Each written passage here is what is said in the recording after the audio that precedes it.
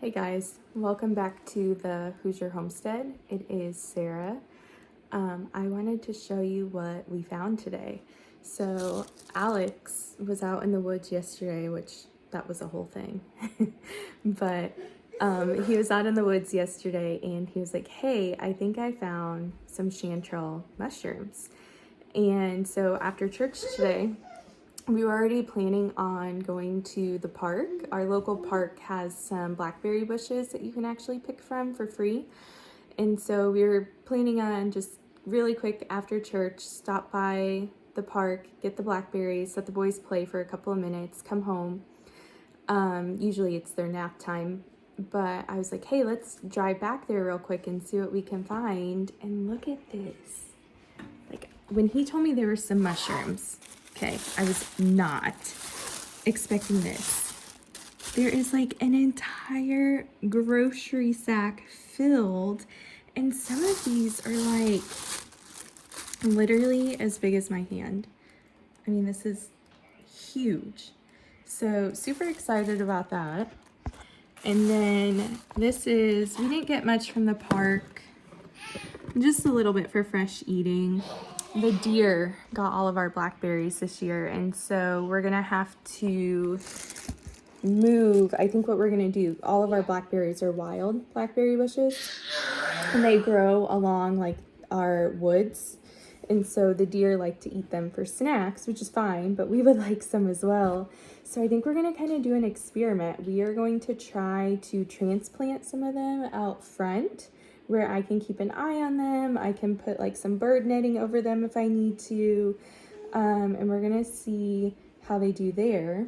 While we were at the park though, we also got, these are persimmons. If you're from Southern Indiana, you probably know all about persimmons. So this is another experiment that we're gonna try. Alex Googled it and it said that if the persimmon falls on the ground, it can still ripen. So we're thinking like a tomato.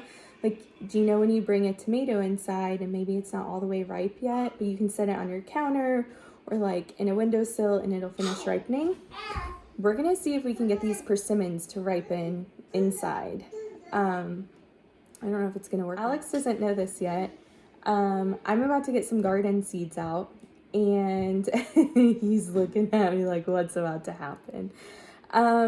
We've kind of been talking about trying a different garden plot. I'm not super sold on the spot that we picked for our garden this summer. And I kind of want to try a different spot and do like a fall garden in that spot closer to the house before we like get into like garden planning for next year, which is like crazy to even think about. But I think we're gonna go outside this afternoon. It's kind of cool. And I think maybe I'm gonna have him get the tiller out. I'm watching him as I say all of this. And kind of work up some of the land where chickens used to be. And then I think I'm gonna plant my fall garden there and kind of compare like, okay, do I like the summer garden spot better? Do I like the fall garden spot better? And then based on that, I can kind of plan where do I want my garden for next year. So I'm gonna head back and get some seeds and see what I have. I did order some seeds too, but they're just not here yet. So I'm gonna see what I have that maybe we can trial out. I also adjusted the hose for you so you can shut it off easier. What's the verdict on that? Do you think I am just crazy losing my mind on Friday? I think we have enough water pressure, but it's less than it was. I'll give you that, but I still don't know why. It's weird. Alex dug up some of our potatoes yesterday. Definitely not the best potato harvest ever, but that's okay. Okay, please excuse our countertop mess. Got a lot going on in the summer kitchen here. MVP of the house is this fly strip. They come in a pack of 10, couple bucks. Especially this spring when it was so wet, but also like the chickens were closer to our house than where they are now. Oh my gosh, we had so many flies. We have like no flies now. This thing's amazing. So get you some fly strips.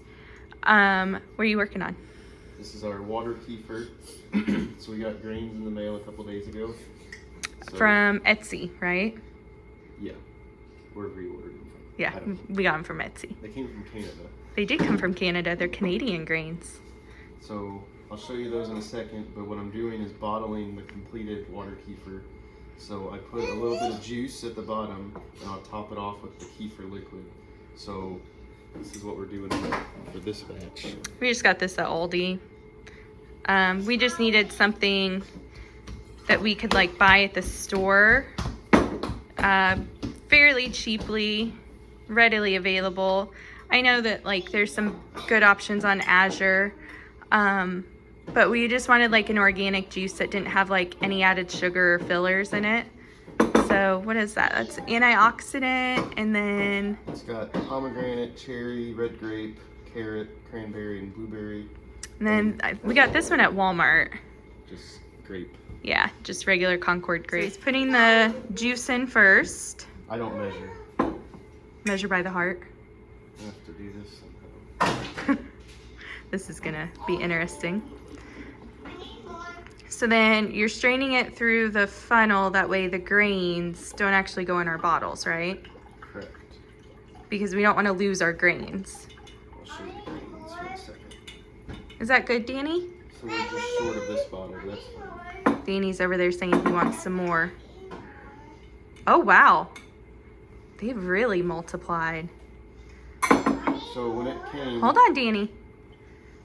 When they came, it was probably a quarter of that amount, and this was less than a week ago. And when you bottle it, you add juice, which has natural sugar in there, so it'll keep fermenting, but since it's sealed up, it'll build up the carbonation, so then you have a fizzy drink.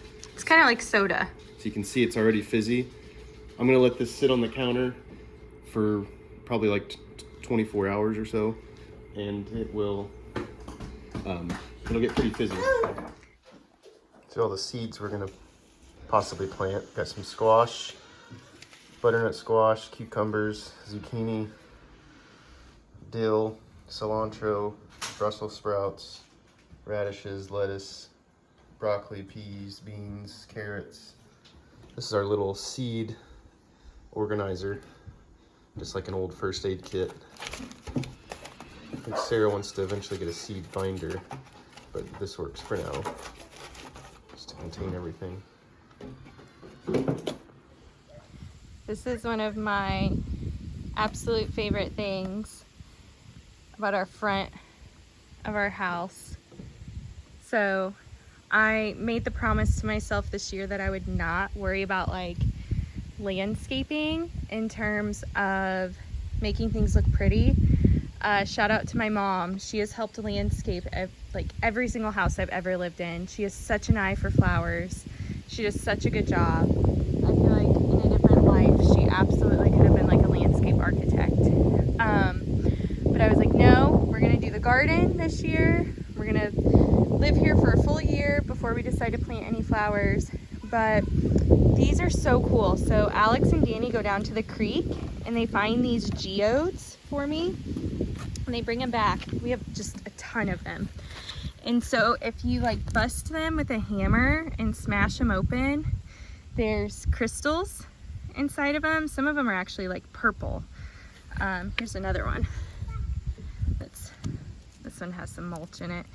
But I just think they're like the neatest things ever. And so they'll bring them up for me and they just put them in this front flower bed. They also went on a hike one day, I think it was this past fall, found this turtle shell and brought it back. I don't know, I just think this stuff is kind of neat. It makes me smile when we come out here. Danny is over there digging for dinosaur bones. Looks like Waylon is helping to get the tiller started. We got that thing for $100 on Facebook Marketplace. It's a Troy bill, is that right? So the throttle is a little touchy. Obviously we're not gonna start it with the kids over there, but it definitely gets the job done. So this is the spot that Alex is gonna start working on in just a second. Let the boys play a little bit. But I thought that would be a good spot. Chickens have already kind of worked it up a little. There's less grass there. And then it's closer to the house, easier to manage. I can work on it while the kids are playing. So yeah, we're gonna see how that goes for a garden spot instead of the one all the way back there.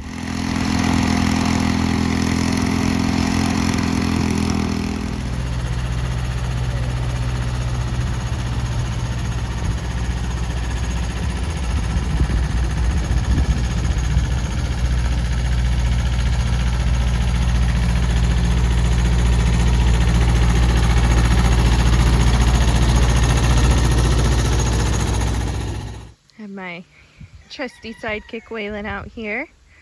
Danny's taking a nap right now, so we're outside. That way we don't wake him up. So Alex got this done late last night for me.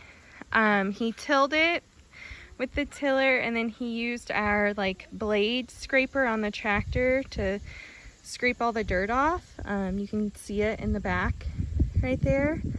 So I think I'm gonna do one more pass over it, just like manually, just to level it out a tiny bit more. I wanted to get out here and plant either last night or this morning. Well, last night it just got to be too late, and then this morning it rained all morning. So it is now mid-afternoon. Not my favorite time to work outside because it is a little bit hotter, but that's okay. We're gonna see what we can get done while Danny's still napping. I think I'm gonna start by putting some weed fabric down. I don't like to grow directly in the weed fabric, but I think I'm gonna put it along the edges, like the border, just to prevent those weeds in the grass from creeping in. And it'll be easier to like mow around and weed eat that way if I do that. So I think that's gonna be my first two tasks, is to level it out a little bit, smooth the dirt, and then get the weed fabric down.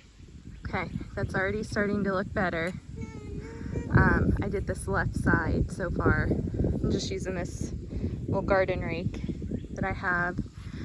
I know a lot of you guys will probably be like, oh, why don't you get a attachment for your tractor? So that would be nice. The thing is, we are first-year homesteaders. We just moved to our property in December.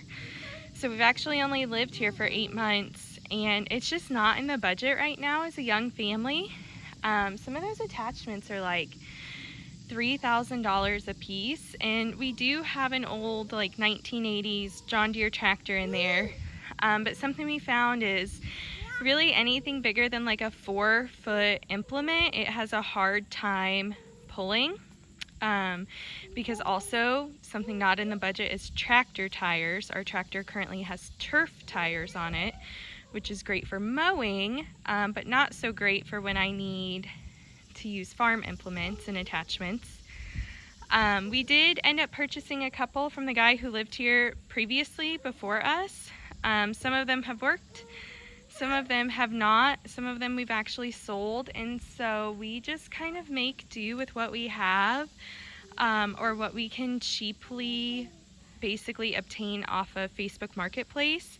Keeping in mind, we also don't have a truck or anything with a hitch or a trailer. This is our farm vehicle, my daily driver, our minivan, and so that limits us in a lot of ways as well. We are working on that. But yeah, this is, you know, us making do with what we have. As you can see, Waylon has made his way in here. I'm gonna have to shut the door. Get him out and shut the door. He loves the tractor. It is like his favorite thing in the world is to go on tractor rides with Alex, and I just think it's so sweet. You say hi.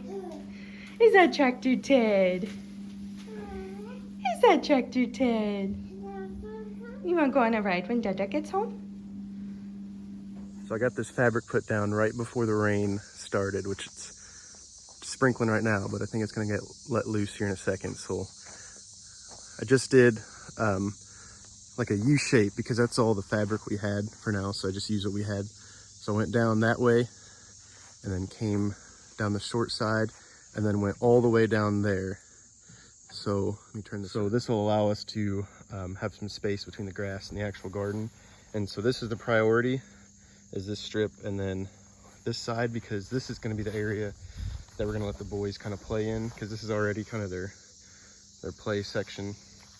So we'll probably section off just a little square, or maybe down there, where they can dig in the dirt and be boys, do boy stuff. You can already see that Danny is getting the dirt ready for Mama's garden. He's doing some farming with his John Deere tractors and his little hand tools, so it's definitely all boy. Appreciate all the help we can get. So that's the fabric portion.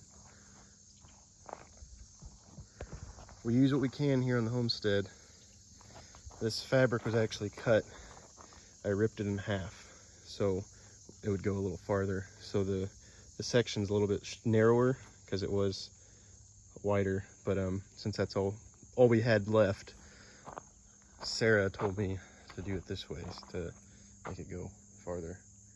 I thought originally she wanted to cover the entire plot, but just the border. So that's what we did. When I did to till last night, I tried to use our tiller. We have like a Troy-built horse tiller. It's a really old one, but it works. Except the throttle's still not perfectly tuned in. And so I tilled it up as much as I could, because this was all mostly grass, especially this section here. So I tilled up all the grass, and then the tiller kind of died on me. So I used our 2-bottom plow. So this is the 2-bottom plow, which I modified into a 1-bottom plow minus the disc. So I still have all the pieces, but this actually worked really well for what I wanted it to do. And all I was doing was I hooked this up to the 3-point, and I was just turning the dirt upside down to get a little deeper. I was still only going, I don't know, maybe 4 to 5 inches, which is all I really needed to do with this one. I think my tractor, just with the turf tires, this is a beast. If I had more aggressive ag tires, like R1 tires, I think this would be a lot easier to pull, especially with both bottoms on there. But one of these days, like I said, using what we have with the turf tires. And lastly, once I ran the 2-bottom plow over, up and down, to turn everything upside down, turn the soil over, I used my blade. It's just a box blade to smooth it out, all the bumps, and then basically get a flat piece of tilled dirt. So not using the tiller, or not having the tiller work like it was supposed to when it died on me, actually worked out pretty well. It'd be even better if I had a disc in this situation, just a small disc to turn it up a little more finely, but it is what it is. We use what we have. This is the other piece to that 2-bottom plow. I just took off, so it's a little easier to pull. Those are my discs over there. I'll put them back on eventually once I get a little more aggressive tires. Snoozing on the job. Here's Sadie Cat. She's officially an outside cat. She's loving it. Smokey likes it too. I think they like having each other's company.